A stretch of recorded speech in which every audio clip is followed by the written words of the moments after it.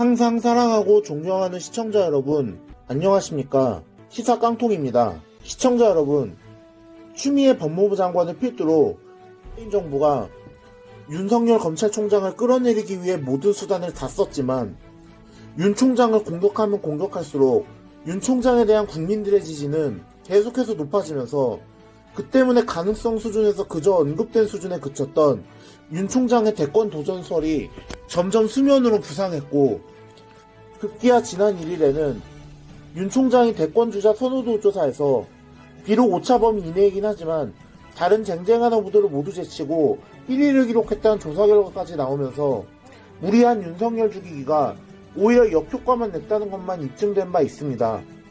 게다가 이것은 단순히 윤 총장이 1위를 차지한 것을 넘어 문재인 정부와 민주당의 국정 운영에 대한 전반적으로 불신으로 돌아왔다는 것이라 문재인 정부 입장에선 더욱 뼈아픈 결과였는데요. 그리고 그런 주장을 입증하는 또 다른 여론조사가 연이어 나왔습니다. 바로 그동안 철옹성이라 불리던 문재인 대통령의 지지율이 마침내 40%가 무너진 여론조사 결과가 나온 것입니다. 이 같은 여론조사 결과는 리얼미터가 TBS에 의뢰로 지난달 30일부터 이달 2일까지 전국 만 18세 이상 1,508명을 대상으로 조사한 결과로 문 대통령 지지율은 전주보다 무려 6.4%가 폭락한 37.4%로 나타났습니다. 리얼미터 조사에서 국정 지지도가 40% 밑으로 떨어진 것은 현 정부 출범 이후 처음 있는 일인데요. 반대로 부정평가는 5.1%나 오른 57.3%를 기록하며 역시 정부 출범 이후 최고치를 경신했습니다. 이 같은 긍정, 부정평가의 격차는 19.9%나 되는데 이 같은 격차는 쉽게 회복하기 어렵다는 평이 지배적입니다. 그간 문재인 정부와 그 지지자들이 자신들의 정책을 정당화하는 데 이용한 근거 중 하나가 문 대통령의 높은 지지율이었는데 이제 그 지지율이 뚜렷한 하락세로 접어들었음이 입증된 만큼 이들은 가장 강력한 무기 중 하나를 잃어버린 셈입니다. 이 같은 조사 결과 자체도 충격적이지만 무엇보다 선거의 캐스팅 보트로 평가받는 충청권의 지지율 변화는 그 중에서도 가장 눈에 띕니다. 이번 조사에서 충청권의 대통령 국정수행에 대한 긍정평가는 종전 45.4%에서 30.5%로 무려 14.9%나 폭락했습니다. 참고로 지난 총선에서 대전과 세종은 전 지역구를 민주당이 가져갔고 다른 충청권 지역구 역시 민주당 의원들이 대거 당선된 바 있습니다. 그런데 총선이 치러진 지 채 1년도 되지 않아서 이런 결과가 나왔다는 것은 정말 충격이란 말 외엔 달리 표현할 길이 없을 정도입니다.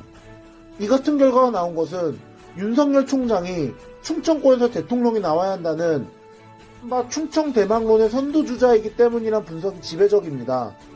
참고로 윤 총장 본인은 서울 출신이지만 윤 총장의 아버지인 윤기중 연세대학교 명예교수의 고향이 충청남도 공주시라 충청권에 연고가 있는 것으로 분류된 윤 총장이 충청 대망론의 대표주자로 거론되는 것입니다. 그러나 이 같은 지지율 폭락이 충청권에만 국한된 것은 아닙니다.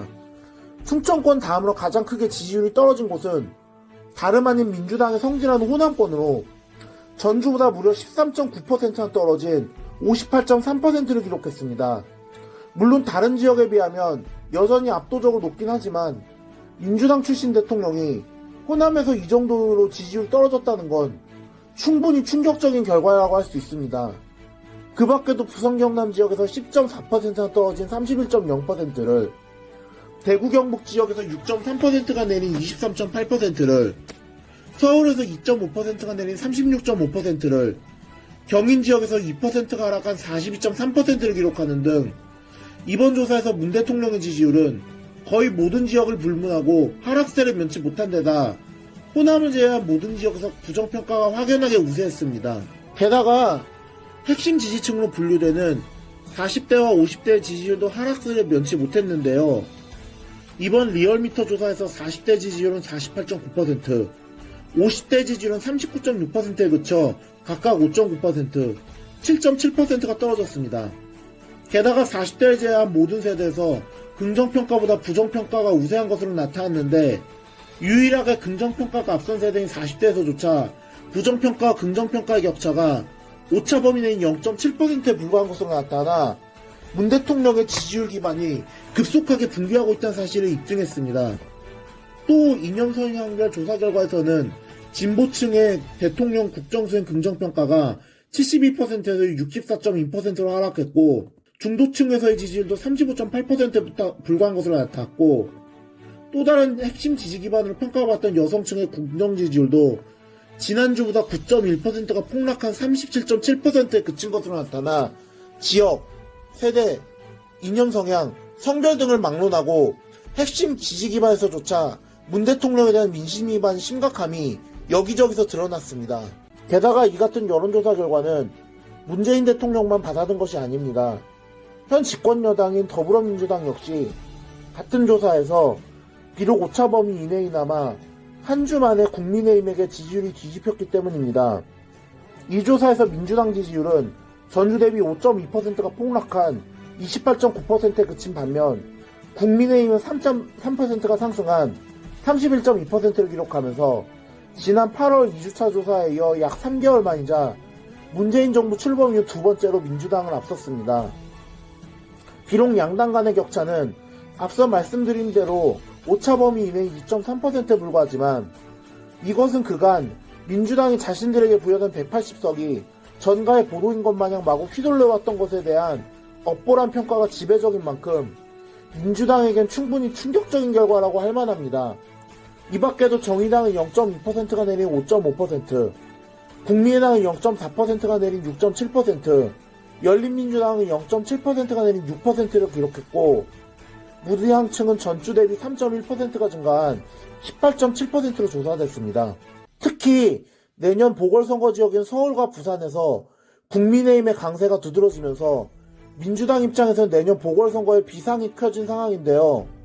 서울에서 민주당은 전주 대비 4.1%가 내린 28.4%를 기록한 반면 국민의힘은 5.2%가 올라간 32.4%를 기록했고, 부산 경남 지역에서도 민주당은 7.7%가 폭락한 22.2%에 그친 반면 국민의힘은 5%가 상승하며 38.5%를 기록하며 여러모로 민주당에게 상황이 불리하게 돌아간 상황입니다.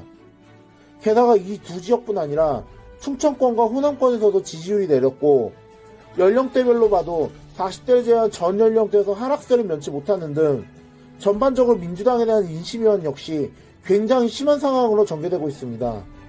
반대로 국민의힘은 대부분의 지역 및 연령대에서 지지율이 상승세를 타고 있어 여러모로 민주당과 대비된 상황인데요.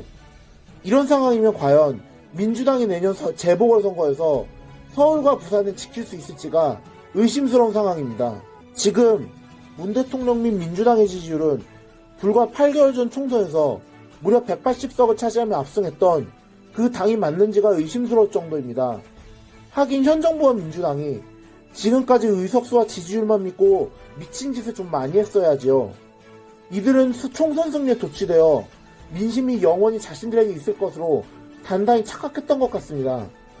게다가 이런 여론조사들이 자꾸 쌓인다면 민주당의 자중질환은 더더욱 심해질 것이고, 임기 말을 향해 가는 문 대통령을 내인 덕은 계속해서 심해질 것입니다.